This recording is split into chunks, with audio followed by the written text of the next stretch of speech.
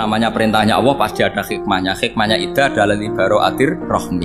Tapi hikmahnya jadi kawula adalah nurut perintah Allah, cek tahu alasannya maupun tidak. Nah, di sini ada illatul hukmi untuk membangun kecerdasan, tapi ada loyalitas untuk membangun ubudiyah. Kalau nggak ada nasa manso, maka orang selalu berpikir, pokoknya yang penting ikut Nabi. Nah, itu bahayanya kalau Anda tidak tahu detail, jangan-jangan syariat yang kamu ikuti itu syariat yang sudah berstatus mansukhoh, telah dicabut. Dan itu banyak. Makanya kata Sayyidina Ali ketika ada orang ngajar nggak tahu nasa manso, halakta wa ahlakta, kamu rusak dan merusak orang lain. Seperti tadi pernah ada kawin itu satu turunan, yaitu era Nabi Adam. Masa kita sekarang kawin sama satu turunan, kan nggak mungkin, ya kan? Pernah ada membumi hanguskan orang kafir, yaitu syariatnya Nabi Nuh. Itu dihapus oleh syariatnya Nabi Ibrahim dulu, yaitu Nabi Ibrahim menghentikan apa? Faman tabi'ani fa innahu minni wa man asoni fa innaka ghafurur rahim. Ya, kalau orang ikut saya, ya Allah, ya pasti golongan saya. Kalau yang masih maksiat, masih balelo, saya berharap engkau ampuni. Akhirnya banyak orang kafir tobat. Coba era Rasulullah itu semua orang kafir Mekah itu kafir. Nabi belum wafat, itu sudah ada 114.000 mukmin semua. Jadi Nabi menangi mayoritas orang menjadi mukmin dari mayoritas kafir. Yaitu disebut wara'aitan nasa yadkhuluna fi dinillahi afwaj. Andai kan Nabi Muhammad pakai syariatnya Nabi Nuh, bisa enggak mengislamkan orang sebanyak itu? Enggak bisa kan? Maka ini penting mengenali nasa mansuh. Jadi periode cara wong Jawa maksud no tuntas. Robila Tadar itu, pasot tuntas itu, menghabisi itu habis di periode Nabi siapa? No, syariat itu sudah enggak dipakai lagi. Yang dipakai apa? Faman tabi'ani fa innahu minni wa man asoni fa innaka ghafurur rahim. Lah Nabi Muhammad ini nabi yang kena khitab anit tabi' millata Ibrahim hanifah. Jadi masternya Nabi Muhammad itu mentornya Nabi Ibrahim. Sehingga syariatnya ya faman tabi'ani fa innahu minni wa man asoni fa innaka ghafurur rahim. Tidak syariat Robila Tadar alal ardi minal kafirina daya. Jelas ya. Jadi mengenali nasa mansuh itu penting sekali karena kalau enggak Anda halakta wa ahlakta, kamu merusak diri kamu sendiri juga merusak orang lain karena menfatwakan hukum yang sebetulnya sudah berstatus mansukh. Hanya berdasar itu kan syariatnya nabi-nabi dulu. Syariat yang apa? Syariat yang enggak pernah terhapus hanya satu, usuluddin, yaitu tauhid. Itu sama. Tapi kalau syariat itu beda-beda atau furu'iyah itu beda-beda. Itu tadi saya beri contoh era nabi dulu kalau ada pakaian najis dipotong, dibuang. Era Nabi Muhammad dicuci. Orang kafir dihabisi oleh langit. Era Nabi Muhammad enggak boleh, bahkan didoakan Allahumma hdi qaumi fa innahum la ya'lamun.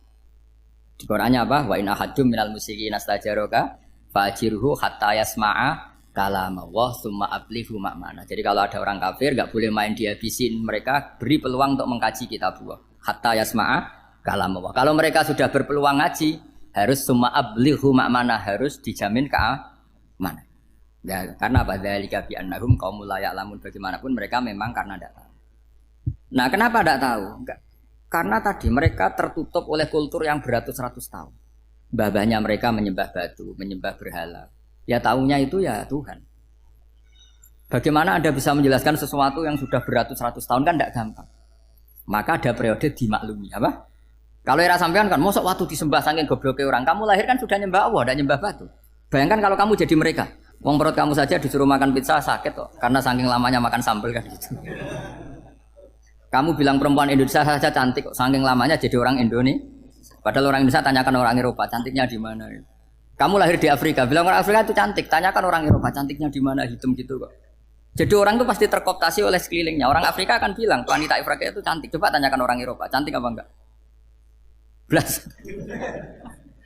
Orang Eropa yang kulitnya gitu kata orang Eropa indah, kata sampean koyok anaknya kebo katanya kuda jadi. Jadi orang itu akan terkooptasi oleh sekelilingnya. Bayangkan kalau semua orang nyembah berhala terus kamu ndak, alasan kamu apa? Kan menentang mayoritas. Dan itu berat. Maka dimaklumi oleh Allah, dzalika bi annahum qaumul la ya'lamun fi manah panyeruh. Nah, pemakluman ini yang mulai sekarang terkikis. Orang main pukul saja enggak mau ngaji. Enggak mau ngaji Quran secara kafah. Jadi fatwanya Islam kafah tapi ngajinya Quran enggak kafah. Ngambil 1-2 potongan ayat dipakai dalil. Jadi Islamnya inginnya kafah tapi ngajinya Quran enggak. Kalau kafah ya hafal 30 juz itu. Kalau mau ya, kalau mau kafah ya hafal berapa? 30. Makanya saya sering bilang, saya sering dinasihati orang karena belum tahu saya ini hafal Quran. Bapak harusnya Islam itu kafah. Kata saya ya dimulai dari konsep Islam itu kafah dulu, apa ya hafal Quran secara kafah. Jadi ini penting saya utarakan. Bahaya sekali orang mengenali Islam tanpa mengenali nasah mansukh. Karena beberapa syariat Nabi sebelum kita itu berstatus mansukh. Terus contoh berikutnya, ini nasah mansukh antar Nabi apa khusus internal Nabi? Antar Nabi aja nggak selesai nih sampai subuh aja nggak selesai. Contoh yang paling keren mungkin cowok semua senang. Nabi Dawud dulu istrinya berapa? 99. Nah itu kalau masih halal itu kan berarti jenengan punya istri berapa? Wah itu kan ngeri betul. Punya satu aja repotnya gitu apalagi berapa? Punya 99. Terus kamu bilang gini, ini kan syariatnya Nabi Dawud, Nabi kan bisa diikuti. Pernah ada periode di mana seperti itu boleh. Jadi makanya mau tidak mau ngenali nasah mansukh itu harus. Kalau enggak ya kamu masih berkeyakinan boleh beristri berapa? Nah ini penting saya utarakan. Makanya Sayyidina Ali itu kalau ngetes calon mubaligh, kira-kira kalau Kemenak dulu inginnya apa? Sertifikasi apa? Mubaligh. Itu tanyanya gitu. Ta'rifun an-nassa wal mansukh, kamu apa tahu nasah mansukh? Lah.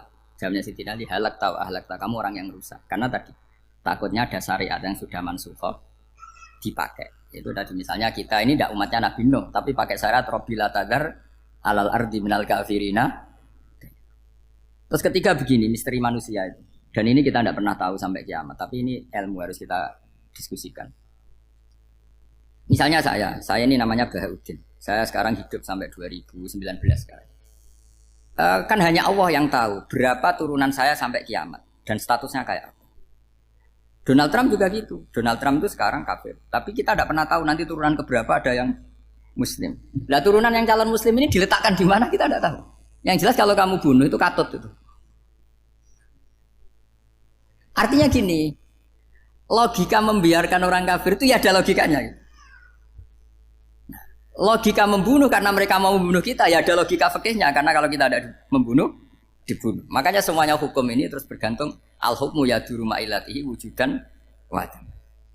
Di sini terus dipertemukan. Makanya semua nabi itu kalau yang namanya membunuh pasti pas perang saja, karena ini kondisi yang memang pilihannya hanya dua, kalau nggak dibunuh ya membunuh. Ada duel lah. Maka ini butuh kajian fikih dan orang nggak boleh subjektif dalam hal ini. Saya ulang lagi, tidak boleh subjektif. Karena tadi orang yang kamu katakan sekarang misalnya Zaid, kamu itu bodoh sekali. Kenapa bodoh? Nggak hafal Quran, nggak pernah kuliah, nggak pernah ngaji. Ternyata Zaid ini bersemayam calon anak yang alim alama hafal Quran, namanya Umar, tapi masih jadi sperma.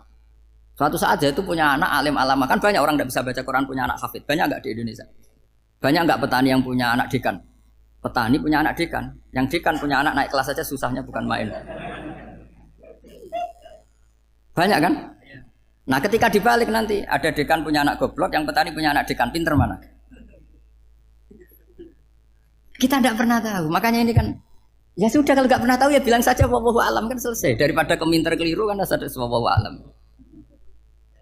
Makanya cerita favorit guru saya Kiai Haji Maimun Zubair itu punya apa namanya Kiai Zubair, itu cerita favoritnya itu ada santri namanya Soleh itu alim alam. Orang Madura itu cara berpikir kan kalau kiai saja alim seperti itu apalagi bapaknya. Pas bapaknya main ke pondok, santrinya ada ribuan, bapaknya main ke pondok itu. Sholat itu ya gak bener, gak sesuai sunnah Rasul lah kira-kira gitu. Sudah sholat itu gak bener apa-apa gak bener. Masih ditakwil sama santri Madura karena orang Madura itu kultus. Mungkin khilaf itu satu khusus, pokoknya perlakuan khusus. Suatu saat saking bodohnya orang itu kenceng tuh pikir musola. Wah ini gak bisa ditakwil lagi, akhirnya gak bisa ditakwil tuh gak. Wah ini sudah gak bener ini, gak bener. Singkat cerita santri tadi gak kuat matur ke kiainya, Pak Yai. Jenengan sealim itu kok bapaknya segoblok itu. Kenapa? Ya, dia kencing pikir musola. Oh bapak saya itu pinter sekali. Kok bisa? Karena beliau yang memutuskan saya mondok sampai saya jadi alim alama seperti ini. Yang bodoh itu mbah saya. Yang bodoh itu mbah saya kan. Artinya gini, sekarang misalnya Anda dekan, atau Anda rektor, atau Anda profesor, atau Anda kiai top mubalek kondang. Anda mubalek kondang terus punya anak, gobloknya bukan main. Atau apalagi anaknya ketangkep KPK. Yang satu anaknya orang bodoh jadi dekan. Kalau kompetisi ini pinter mana coba? Ada ahli metodologi tapi anaknya itu terlibat narkoba. Yang ini petani utun, anaknya dekan. Kira-kira kalau dikompetisikan pinter mana? Anaknya pinter petani tadi gitu. Yang ketika petani kamu vonis bodoh gitu. Tapi siapa tahu kalau ini menyimpan calon. Paham ya? Kita tidak pernah tahu. Makanya Quran selalu ngajari dalam ilmu sosial itu wa in adri la allahu fitnatul lakum wa mata'un ila. Dalam ilmu sosial itu kita harus jawab tidak tahu. Karena mudah. Makanya saya tadi pagi ngaji di direktorat saya bilang, saya pernah diprotes orang, Gus kamu udah jelas 01 atau 02. Ya saya jawab gitu. Manusia itu makhluk yang paling nggak jelas gitu. Sekarang soleh suatu saat bisa saja nggak soleh. Yang sedang nggak soleh suatu saat soleh. Sesuatu yang mungkin rubah kok kamu fanatik itu gimana? Nalarnya itu gimana? Coba kita tahu dulu Wahsy itu pembunuh Hamzah, akhirnya mati mukmin ya enggak? Padahal orang yang sangat dibenci Rasulullah karena membunuh Sayyid siapa? Hamzah. Sa'labah yang tukang itikaf di masjid akhirnya su'ul Fatimah. Kita enggak pernah. Nah kalau enggak pernah tahu ya enggak usah terlalu fanatik biasa saja. Kayak jenengan seneng saya itu ya saya enggak tahu sampai kapan ya. Saya seneng sampean sampai kapan ya enggak tahu. Kayak suami istri. Pas nikah harmonis bulan madu sampai kapan bertanya. Yang jelas paling awet itu pasangan jelek itu pasti nggak awet. Makanya jadi guyonan. Pasangan itu jangan baik-baik gak awet. Kalau jelek itu awet. Ternyata maksudnya cantik sama ganteng. Itu suatu saat pasti jadi jelek. Yang jelek sama jelek pasti jelek terus. Makanya jadi guyonan. Kalau pasangan jelek itu awet katanya. Tapi kalau pasangan baik, ternyata baik wajahnya itu pasti gak awet. Suatu saat pasti jelek. Tapi yang jelek awet. Karena mulai dulu ya jelek sampai itu. Awet jeleknya maksudnya bukan. Ya jelas ya. Jadi saya mohon sekali ini ilmu. Sampai ndak urusan. Ini bukan urusan cocok ndak cocok tapi ilmu. Ilmu harus kita dengar bahwa syariatnya para nabi itu yang sifatnya furu'iyah, tidak usuliyah, tidak tauhid itu potensi rubah. Sehingga mengkaji nasab mansukh itu satu keharusan seorang ulama. Makanya setiap ada syariat nabi hal hadis syariah mu'abbadah amla, mansukha amla. Karena potensi itu tinggi. Kita tahu dulu semua nabi sholat menghadap apa? Baitul Maqdis. Era Rasulullah dipindah ke Ka'bah. Tapi kalau kamu katakan total Baitul Maqdis ya tidak juga. Nabi Ibrahim mulai dulu madhabnya ke Ka'bah. Tapi kalau Nabi Musa ke Baitul Maqdis. Terus kamu bilang ini 01, 02 ya tidak, memang syariat jadi sesuatu yang furu'iyah. Nah, kenapa ini furu'iyah? Jawabannya sederhana. Ketika seseorang menghadap Ka'bah itu menghadap batu apa menghadap Allah? Allah. Ketika menghadap Baitul Maqdis hakikatnya menghadap Allah apa menghadap Baitul Maqdis? Allah, maka menghadap Ka'bah itu sebenarnya masalah furu'iyah. Yang masalah usuliyah adalah inni wajjahtu wajhiya lilladzi fataras samawati wal ardh. Yang permanen adalah menghadap Allah Subhanahu wa taala. Cuma secara prosedur syariatnya secara zahir menghadap Ka'bah. Maka potensi rubah karena ternyata itu furu'iyah, untuk kiblatnya itu furu'iyah. Yang permanen adalah menghadap ke Allah Subhanahu wa taala. Ini pentingnya. Jadi terus sekarang masih antar nabi apa di internal nabi? Ini sudah mau selesai waktunya, sudah habis ini. Internal. Ini sudah selesai, ini sudah pas. Mohon Pak Amir. Oh. Jam ini sudah. Sampai mana tadi? Diteruskan apa enggak? Sudah ya, sudah kayaknya sudah. Biar kelihatan cerdas. Sekali pertemuan sudah pinter gitu. Berapa? Setengah jam sudah pinter gitu.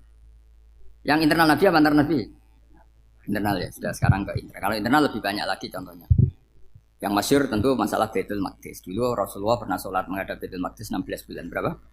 16 bulan. Kila 17. Pokoknya khilafnya hanya 16 dan 17. Kalau ada bilang 10 bulan berarti gak pernah ngaji. Khilafnya, karena khilafnya itu hanya 17 sama 16.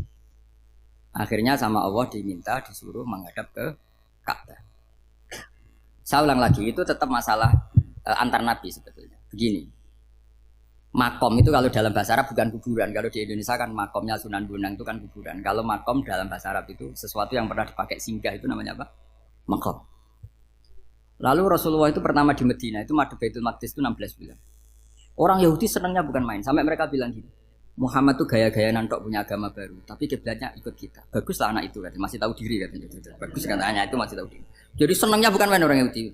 Karena kiblatnya Muhammad sama dengan mereka. Ya tentu mereka jangkar Muhammad, bukan Sayyidina Muhammad atau Rasul Muhammad karena mereka masih gak iman. Nabi itu ya agak tersiksa karena beliau secara gen turunan Nabi Ibrahim dan kiblatnya Ibrahim itu Ka'bah. Agak tersiksa tapi sami'na wa ata'na tetap madhab ke Baitul Maqdis berapa? 16 bulan. Suatu saat Nabi Muhammad itu disuruh madhab Ka'bah. Ini dengerin. Akhirnya madhab ke Ka'bah. Apa yang terjadi? Orang Yahudi komentar gini, Muhammad itu gimana? Dia di perantauan rindu sama keluarganya, terus rindunya itu diaplikasikan jadi perilaku agama. Jadi dia madhep Ka'bah dianggap kangen. Kayak saya kan orang Rembang. Rembang itu apanya Jogja? Timurnya apa? Nggak, Jakarta itu mana Jakarta?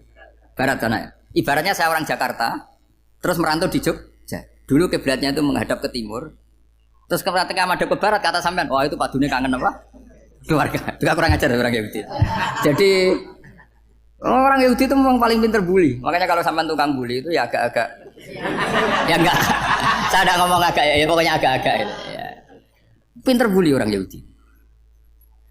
Makanya enggak ada orang debat sepinter orang Yahudi. Yang bisa ngalahkan hanya Tuhan itu. Orang Yahudi yang bisa ngalahkan hanya Tuhan. Lalu Sayyidina Ali orang paling terkenal cerdas. Itu kalau sama orang Yahudi itu pusing. Karena ya apa logikanya itu? Saya beri sekian contoh. Ada orang Yahudi tanya gini, Muhammad, kalau kambing mati itu yang bunuh siapa? Ya Allah, mati langsung itu. Agama kamu itu aneh, Mak. Yang langsung sentuhan Allah haram, tapi yang lewat tangan-tangan jahil manusia malah halal. Harusnya itu yang halal, kan orisinil langsung Allah yang bunuh. Jadi utaknya itu aneh, dari cara berpikir itu aneh. Nah cara sampean ini kan, nak halal pangan kue. Tapi Nabi kan nggak boleh bertutur kata kasar gitu. Kalau yang jadi Nabi saya, untalan ngono kan gitu. Tapi Nabi kan nggak boleh kasar. Jadi Nabi itu problem karena nggak boleh apa? Kasar. Kalau kita kan gampang. Wis nak halal untalan kan selesai, Pak. Tapi Nabi nggak boleh kasar gitu. Jadi nak jadi nggak Nabi, sampean itu kan enak. Mau keliru ya pantas, mau apa saja pantas. Karena kan nggak panutan. Kalau Nabi nggak bisa. Meluruskan kebenaran itu harus tetap sesuai akhlak. Ya jadi agak kerepotan. Makanya punya Umar alhamdulillah ada yang nggak perlu aturan itu. Jadi enak. Jadi ya itu memang aturannya harus itu. Coba Nabi itu perang tapi nggak boleh bunuh. Kayak apa susahnya? Beliau jadi sasaran tembak tapi nggak boleh bunuh. Kalau sahabat kan enak, duel, relax, santai, bisa tarung. Kalau Nabi nggak boleh. Makanya Nabi meskipun ikut perang terus nggak ada sejarah orang yang dibunuh.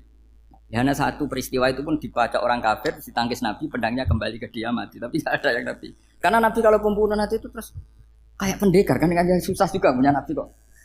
Habis perang saya Nabi tanya, Muhammad habis perang berapa? 1000.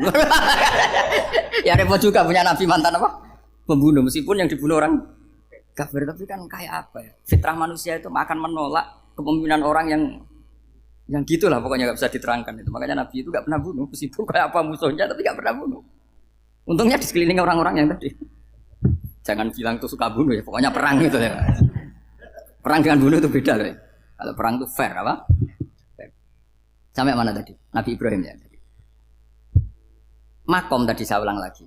Nabi Muhammad menghadap ke Baitul Maqdis itu hanya Allah nuruti. Ini loh Nabi betul. Tahu betul bahwa di antara syariat adalah Baitul Maqdis karena semua Nabi pernah berkiblat Baitul Maqdis. Tapi Nabi ketika menghadap ke Ka'bah, Nabi juga dibilangin sama Allah. Ini loh syariat yang benar karena Ka'bah juga kiblat sing a'taku, lebih tua ketimbang Baitul Maqdis. Maka disebut Ka'bah Atiqah. Ilal Baitil Atiq. Kalau Quran bahasakan Ka'bah apa? Wal yatawafu bil Baitil Atiq. Atiq itu tua sekali. Ya sudah. Ketika berstatus tua itu orang Yahudi seneng, mergo roh kelirune Muhammad. Mereka nantang, Muhammad ayo debat terbuka. Nabi rawuh. Bagaimana Anda bilang Ka'bah itu kiblat tertua? Wong Ka'bah itu pertama yang menghadap sana itu ya kamu. Semua Nabi menghadapnya ke Baitul Maqdis. Terus Nabi Muhammad mulai berargumentasi ilmiah tadi. Enggak, Ka'bah itu kiblatnya Ibrahim. Jadi Ibrahim dulu itu yang mulai dulu kiblatnya itu di Ka'bah. Terus orang itu tanya buktinya apa? Terus dijawab fihi ayatum bayinatum maqam Ibrahim. Ternyata di situ ada jejak kakinya Nabi Ibrahim, yaitu batu yang diinjak beliau ketika bangun. Itu argumentasi ilmiah. Lah barang orang Yahudi kehilangan ilmu itu gobloknya orang Yahudi. Makanya yang bisa mengalahkan Yahudi hanya Allah Subhanahu wa taala. Luang Ibrahim saja golongan kita, pengikut kita. Ibrahim itu pengikut Yahudi. Wah, itu Nabi mulai senyum-senyum, mulai tertawa-tawa. Wah, itu goblok orang terdidik. Karena itu ibaratnya kayak kamu bilang Soekarno itu pengagum Puan Maharani. Kira-kira seperti itu. Soekarno itu pengikut Puan. Karena Yahuda itu Yahuda bin Yakub bin Ishak bin Ibrahim. Saya ulang lagi ya, nasabnya Yahudi ya Pak. Yahuda bin Yakub bin Ishak bin Ibrahim. Jadi Ibrahim itu mbah keempat dari Yahuda. Tapi karena mereka kalah debat, Ibrahim itu pengikut Yahudi. Itu sama dengan bilang apa? Soekarno itu pengikut Puan Maharani. Itu kan jadi aneh. Atau Gus Dur pengikut Mbak Yeni. Atau Basim Asari pengikut Mbak Yeni. Itu kan aneh. Wah, akhirnya sama Allah diingatkan. Makanya ada ayat ha antum haula hajatum fi malakum bi ilm falimatu hajuna fi ma laysa lakum bi ilm. Perjanjian debat ini semuanya harus ilmiah. Tapi kenapa perdebatan Anda malah ndak ilmiah? Karena orang Yahudi iftadhu malu semua. Wah, semuanya Muhammad itu satu-satunya kekalahan orang Yahudi. Tapi ayat-ayat seperti ini itu enggak populer. Ayat ha antum haula hajatum fi malakum bi ilm falimatu hajuna fi ma laysa lakum bi. Jadi Islam betapa hebatnya Islam. Kalau debat harus ilmiah. Dan Kanjeng Nabi menantang, ini perjanjian kita debat ini ilmiah. Kenapa sekarang jadi tidak ilmiah? Yaitu kamu mengatakan Ibrahim itu pengikut Yahudi, padahal Ibrahim dengan Yahudi itu dulu Ibrahim. Hanya Islam kalah, man. Tapi tetap ra Islam. Tapi nah, makanya terus Ka'bah dibuktikan ketuaannya lewat apa? Fihi ayatum bayinatum maqamu Ibrahim. Itu bukan makam kuburan. Karena makamnya Nabi Ibrahim tetap Hebron, tempat Palestina. Kira-kira itu Palestina. Jari Israel jangan Israel, boleh menang di. Jari Israel jangan Israel, jari Palestina nih.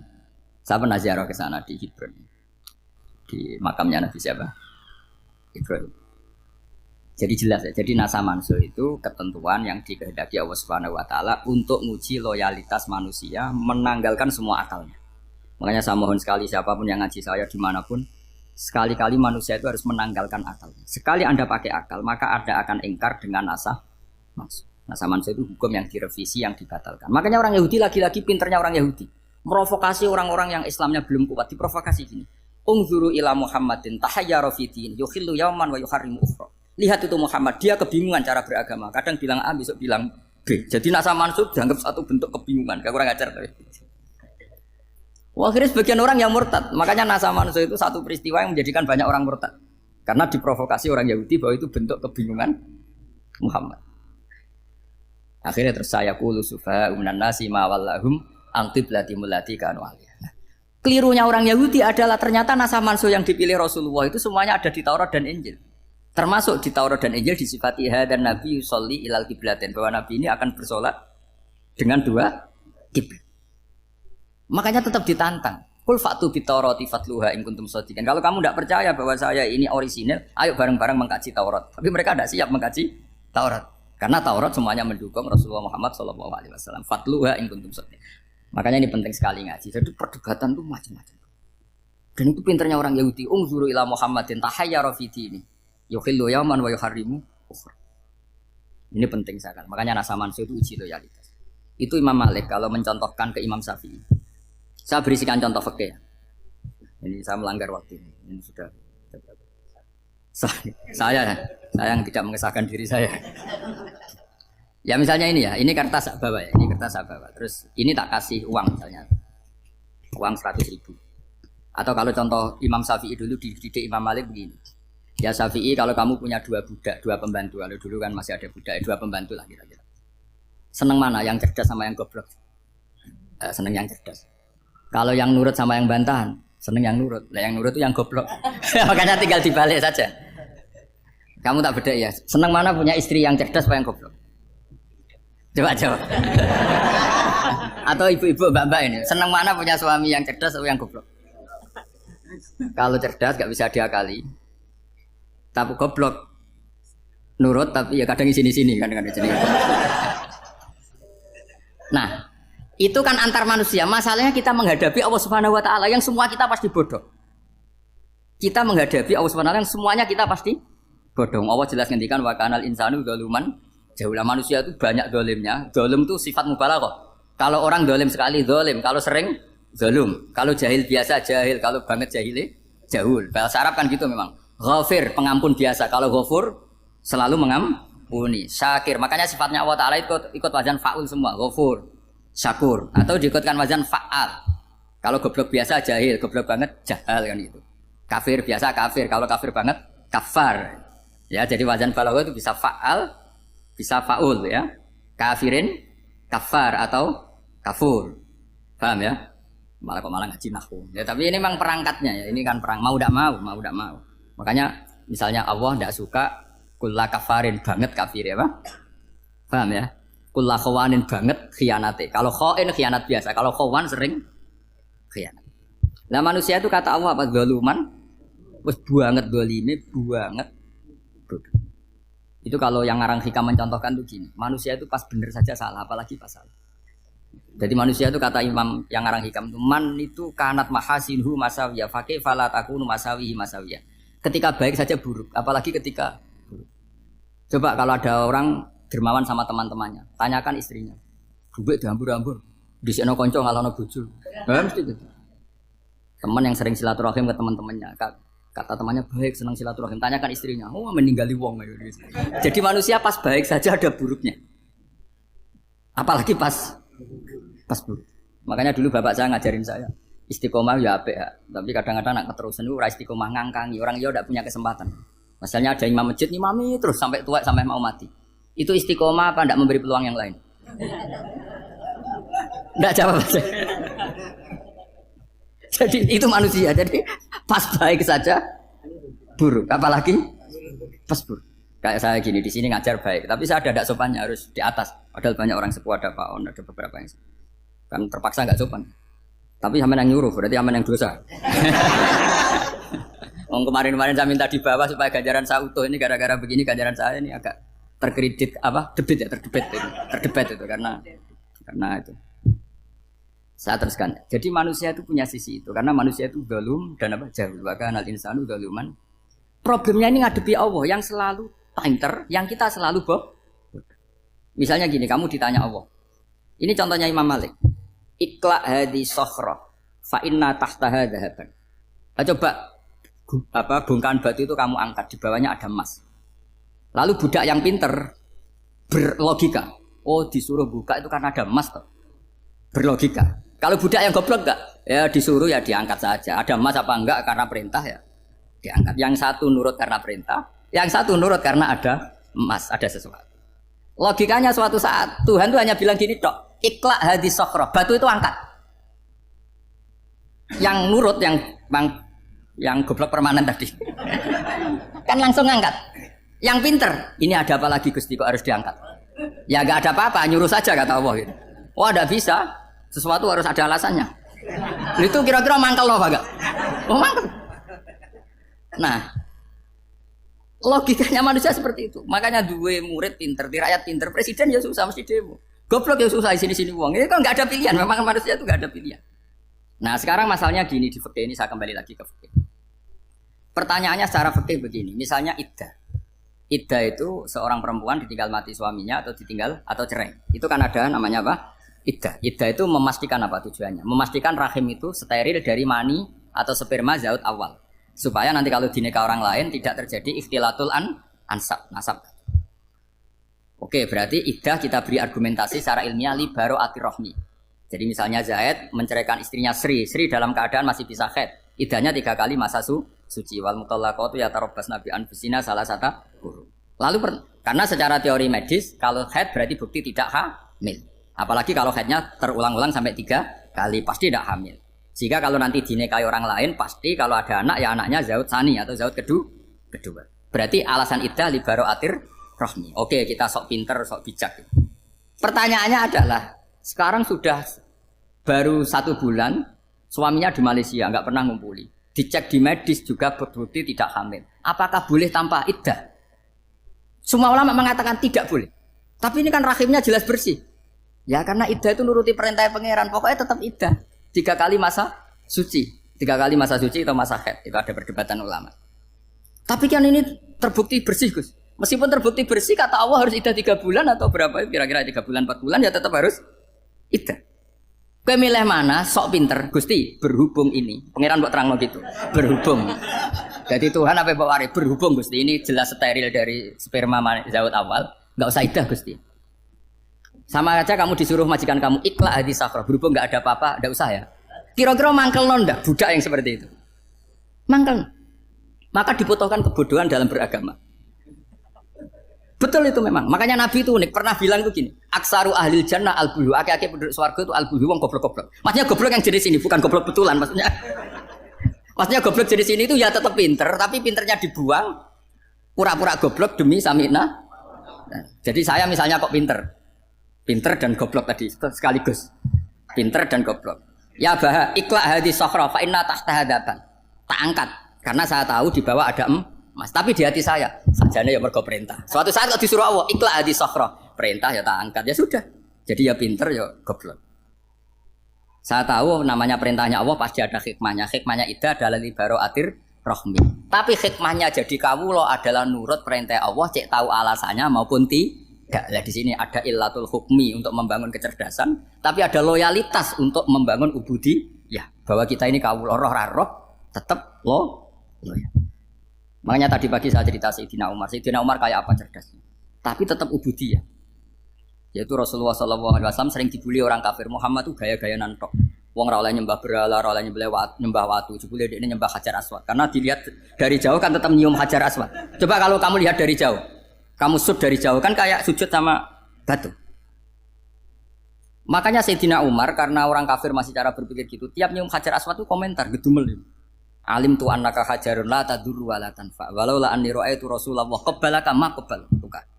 Aku roh nak watu, ora mandoroti, ora manfaati. Kalau saja saya tidak melihat Nabi nyium kamu, saya tidak sudi nyium kamu. Jadi tidak berdoa, doa mustajab itu tidak berutuh. Karena apa? Umar tahu ini masalah secara tauhid. Kalau saya doa depan Hajar Aswad nanti dikira syirik karena berdoa di depan batu. Tapi kalau saya tidak nyium, nyulayani sunnah Rasul, yaitu nyium Hajar, wis tengah-tengah nyium sambil gerutu, itu sudah kompromi. Ya nyium tapi gerutu. Kayak apa? Makanya ya cerdas tapi ya goblok tadi ya cerdas. Itu uniknya Rasulullah. Jadi muji orang pintar ya sudah langit. Tapi Nabi pernah dalam satu hadis mengatakan aksaru ahlil jannah al-bulbu. Aki-aki penduduk swarga itu orang bodoh. Artinya orang bodoh itu bukan bodoh betulan kan. Dia meninggalkan akalnya demi loyalitas ubudi. Untuk menutup itu bukti begini. Perang Badar itu perang yang nggak mungkin dimenangkan umat Islam karena orang kafir itu 1000 dengan pasukan full dengan peralatan perang full. Rasulullah itu tahun kedua Hijriah itu pasukannya hanya 313. Itu pun pedang itu untuk orang 5 itu hanya ada pedang 1. Jadi kalau mau dibaca orang sih kamu nilai pedangnya aku. Itu kan nggak kebayang perang dalam keadaan seperti itu. Jadi mesti kalah, orang kok mungkin kalah mesti. Tapi Nabi tetap bilang saya ini disuruh Allah perang, ya harus berangkat. Yaitu perang Badar. Kata para sahabat ya Rasulullah ini nggak masuk akal, sudah nggak usah perang ini nggak masuk akal, mau setor nyawa. Sudah gitu dadaan, nggak ada persiapan. Lucunya apa? Sahabat itu ketika Nabi tetap berangkat. La akhrujanna walau waqti. Nabi menginginkan saya tetap berangkat meskipun sendi. Setelah Nabi berangkat sekian meter, tuh sahabat ikut semua. Kata Nabi, lah kamu kok ikut? Ya ikut saja. Kata kamu mesti kalah. Ya anggap saja setor nyawa. Demi loyalitas pada jenengan. Itu makanya nggak ada periode sebaik periode sahabat. Tapi yang gerutunya jalan. Karena gerutu ini bawaan ilmiah. Makanya kita loyal sama presiden. Tapi yang nggak cocok ya gerutunya jalan. Tapi bawaan mencintai Indonesia tetap jaga stabilitas. Itu bawaan cinta Indonesia, bukan cinta pejabatnya kadang. Gerutunya jalan. Tapi bawaan loyal sama Indonesia tetap mengaku. Bawaan loyal sama Rasulullah tetap ikut perang. Bawaan akal karena nggak masuk akal ya gerutu. Dan itu uniknya Quran itu mengapresiasi itu dan dianggap nggak masalah. Saya bacakan ayatnya. Kama akhrajaka rabbuka min baitika bil haqq wa inna fariqam minal mu'minina lakarihun yujadilunaka fil haqqi ba'dama tabayyana ka'annama yusaquna ilal mauti wa hum yanzurun. Peristiwa Badar ada peristiwa kamu itu keluar untuk perang. Sahabat kamu ngikuti, tapi mereka lakarihun, enggak senang sebetulnya. Karena enggak masuk akal. Ya geremeng tapi ya derek. Yujadilunaka fil haqq, mereka mendebat kamu dalam kebenaran. Jadi ya Rasulullah wong perang karuan kalah jenengan lakoni alasane nopo? Lah kok melok? Ya saya harus ikut jenengan Nabi. Itu unik. Kalau orang sekarang mana mau kalau nggak masuk akal nggak mau melakukan. Coba misalnya istri kamu belajarnya dikurangi. Anggap saja petualangan latihan hidup di masa lalu. Nggak mau. Padahal petualangan itu hal yang indah. Petualangan itu kan hal yang indah kan nggak mau. Oh ngirit aja alasan. Tapi lucunya kalau dijak camping bermiskin-miskin di hutan mau. Karena karena PDW. Tapi tak suami yang ngongkon. Ayolah seminggu ini kita model miskin. Anggap aja petualangan masa lalu. Enggak mau. Karena pinter, apa? Coba kalau bodoh. Ya ngono ya apa-apa Mas. Tapi resiko anak bodoh pas kamu sakit ya dibiarin. Karena dia melihat sakit kan biasa, namanya manusia. Jadi makanya ini pilihannya susah hidup itu masih susah makanya ini. Jadi uniknya Quran gitu. Quran itu membolehkan psikologi manusia. Makanya Allah ngendikan kutiba alaikumul qital wa huwa kurhul lakum. Ya saya tahu kamu tidak suka perang. Allah yang ngakui bahwa kurang, enggak apa-apa. Tapi ketidaksenangan kita harus dilawan demi mengikuti Allah dan misalnya perempuan Allah juga gitu, wa ashiruhunna bil ma'ruf. Gauli istri kamu muamalah secara baik. Kata Allah fa in karihtumuhunna fa asa an takrahu syai'a wa ja'alallahu fi khairan katsira. Mungkin ada watak yang kamu tidak suka, tapi di situ ada kebaikan. Allah ngaku yang namanya suami mesti ada watak yang enggak suka dari istrinya. Juga sebaliknya lebih banyak lagi yang suami istri kamu enggak suka watak kamu. Juga enggak suka hidung kamu, wajah kamu banyak lah enggak disuka. Tapi demi kestabilan negara suami istri ini, mereka loyal, justru itu bagus. Maka jagalah ilmu, juga jagalah loyalitas. Itu yang perlu saya utarakan. Jadi makanya agama ini dibangun dua. Satu kecerdasan hikmah, yaitu ya al-hukmu yaduru ma'ilati wujudan wa adaman. Tapi juga ada ubudiyah, bahwa agama ini milik Allah. Maka sami'na wa ata'na. Karena begini logikanya, saya ulang lagi masalah batu. Iqla hadis sokhra fa inna tahta adaban. Terus saya angkat, pembantu saya ngangkat. Dia saya gaji atas nama apa? Nurut kan? Atas nama menemukan emas apa atas nama nurut? Nurut, karena emas itu juga penemuan saya, milik saya. Ngangkat batu yang nggak ada emasnya juga atas nama nurut. Jadi rapot yang saya berikan ke pembantu saya itu tentang nurut dan tidak nurut. Saya kan nggak peduli dengan cerdas dan tidak cerdas. Itu kan nggak sesuatu yang menguntungkan saya. Nah Allah juga gitu. Kecerdasan kamu, pinter kamu itu nggak menguntungkan Allah Subhanahu wa Ta'ala. Karena Allah itu nggak butuh pinter kamu, cerdas kamu. Allah hanya butuh mental ubudiyah kamu. Makanya Allah mensifati nabinya hanya subhanalladzi asra bi abdihi. Karena status tertinggi manusia adalah sifat kehambaan. Makanya ya Tuhan nafsul mutmainnah irji'i ila rabbiki radiyatan mardiyah fadkhuli fi ibadi. Berstatuslah sebagai hamba baru wadkhuli jannah. Nah kalau kamu berstatus hamba ya harus baik, gak usah kalian bantah. Coba kalau kamu rasional, ya Allah kenapa bikin surga nanti-nanti? Engkau kan bikin sekarang, ngapain repot-repot nanti? Jadi kacau semua agama. Makanya yang perlu didahulukan adalah status ya Tuhan nafsul mutmainnah irji'i ila rabbiki radiyatan mardiyah fadkhuli fi ibadi. Masuklah berstatus sebagai hamba saya. Khasnya hamba tadi, ya cerdas karena semua yang diperintahkan Allah pasti ada hikmahnya. Tapi kecerdasan ini kadang kita tinggalkan demi loyalitas ubudiyah. Assalamualaikum warahmatullahi wabarakatuh.